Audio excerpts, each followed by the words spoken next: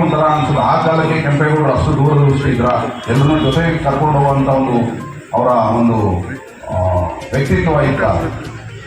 ಹಾಗಾಗಿ ಇವತ್ತು ಕೆಂಪೇಗೌಡ ಜಯಂತಿಯನ್ನು ಆಚರಿಸ್ತಾ ಇದ್ದೀವಿ.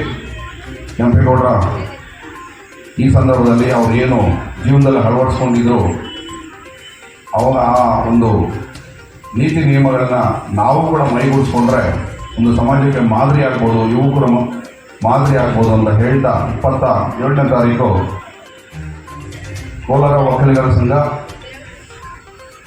ಕೆ ವಿ ಶಂಕರಣ್ಣ ಮತ್ತು ಅವರ ತಂಡದಿಂದ ಭಾಳ ವಿಜೃಂಭಣೆಯಿಂದ 27ನೇ ತಾರೀಕು ಕೆಂಪೇಗೌಡ ಜಯಂತಿಯನ್ನು ಅದೇ ದಿವಸ ಆಚರಣೆ ಮಾಡ್ತಾ ಇದ್ದಾರೆ.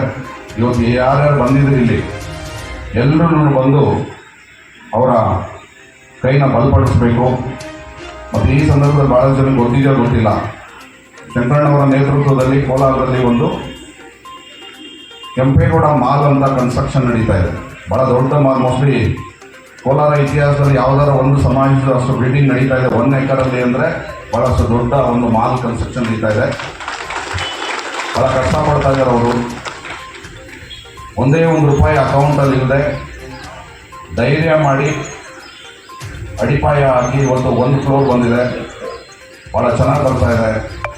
ಅದರಿಂದ ಬರುವಂಥ ಒಂದು ಬಾಡಿಗೆ ಏನಿದೆ ಮುಂದಿನ ದಿನಗಳಲ್ಲಿ ಸಮಾಜದ ಅರ್ಹ ವಿದ್ಯಾರ್ಥಿನಿಯರಿಗೆ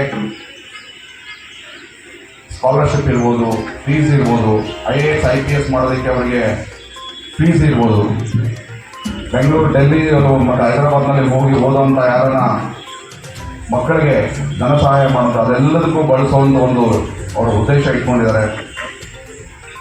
ಅವ್ರಿಗೂ ನಿಮ್ಮೆಲ್ಲರ ಒಂದು ಸಹಕಾರ ಇರಲಿ ಅಂತ ಹೇಳ್ತಾ ನನ್ನ ಇಲ್ಲಿ ಕರೆದು ಮಾತಾಡೋದಕ್ಕೆ ಅವಕಾಶ ಮಾಡಿಕೊಟ್ಟಂಥ ನಿಮ್ಮೆಲ್ಲರಿಗೂ